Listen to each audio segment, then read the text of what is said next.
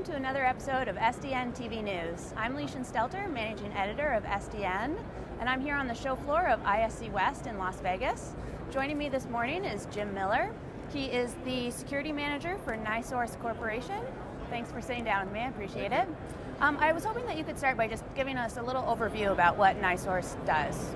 NiSource is a energy company, and we're a natural gas transmission and storage company from the Gulf of Mexico up into the Northeast. And then we're also a utility company, a combination gas and electric utility company in 9 states. So we have electric, gas, and then also gas transmission. So you're considered in critical infrastructure? We do have, kind of in the business, we're kind of, don't like to identify as critical, but I mean, we do have key sites, energy sites in the United States, both on the electric side and the gas side. And we were talking earlier, it sounds like there's a lot of really interesting, pretty advanced technologies that you've put in place recently. Can you tell us a little bit about some of those? Well, we're a couple years into a program now, NiSource, developing kind of a, using physical security systems to protect our assets.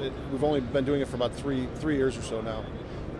We just started a centralized security operations center at the beginning of 2009, and we're using Verint's Nextiva video platform to use video analytics to help us identify things that are happening at our key facilities. We designed our security operations center to be kind of exception-based, so that somebody's not just looking at a bank of monitors.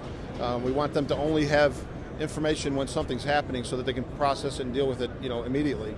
And Verint's video analytics have allowed us to detect things that are happening, bring it to the attention of the operators, and give them instructions on how to handle those situations. Did you have just a kind of a traditional video surveillance system in place before? It was kind of hodgepodge, actually. Different parts of the business, as many companies are, were pieces of other companies that merged together. So different people were doing different things all over the corporation. We have 14 operating companies, so people were buying things locally, speccing things locally. So we had just a wide variety of, most of it was digital, kind of older, first generation digital DVRs and things like that we're now trying to bring all into the Security Operations Center. We're going to use Verint's Nextiva system to kind of centralize that and bring all the video into the Operations Center. And so video analytics, I mean, obviously some of the advantages, like you said, someone doesn't have to stand there and monitor cameras all the time. Are there other benefits? Has it made your operation just generally more efficient? Well, I think video analytics, the benefit there, older technology with just plain motion detection would just tell you if a scene changed. It wouldn't necessarily, it could be light changed, or sometimes power fluctuations would do that, leaves moving, water, reflections off of water.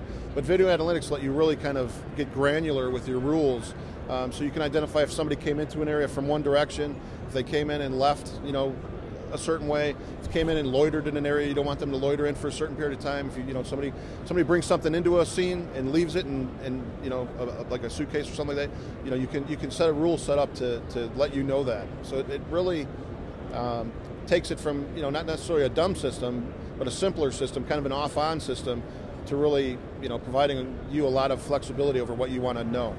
And since you have put this in place, it's been a couple years, you said? No, actually, our first systems with Verint went live around the middle of 2009. Oh, wow, so it's pretty new.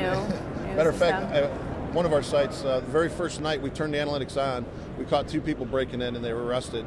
And actually the person was armed, so we had people on that site with an armed intruder, and we were able to get the police in there because of the video analytics. Are your primary security concerns, people entering who are unauthorized, or? It's a mixed bag. I mean, we deal in some very high crime areas because of our service territory in some of our states. So some of that is just plain theft, but a lot of it on the electric side is driven by copper theft, the price of copper and things like that. And the other ones are where we have critical sites on the gas and electric side, where we just plain old need to know if somebody's there at all, that shouldn't be there. And this system, you said all the way from Maine to Alabama, or? Well, we take gas, on the transmission side from Louisiana, where a lot of the production comes in, up, kind of across all the way up into the Northeast on the gas transmission side.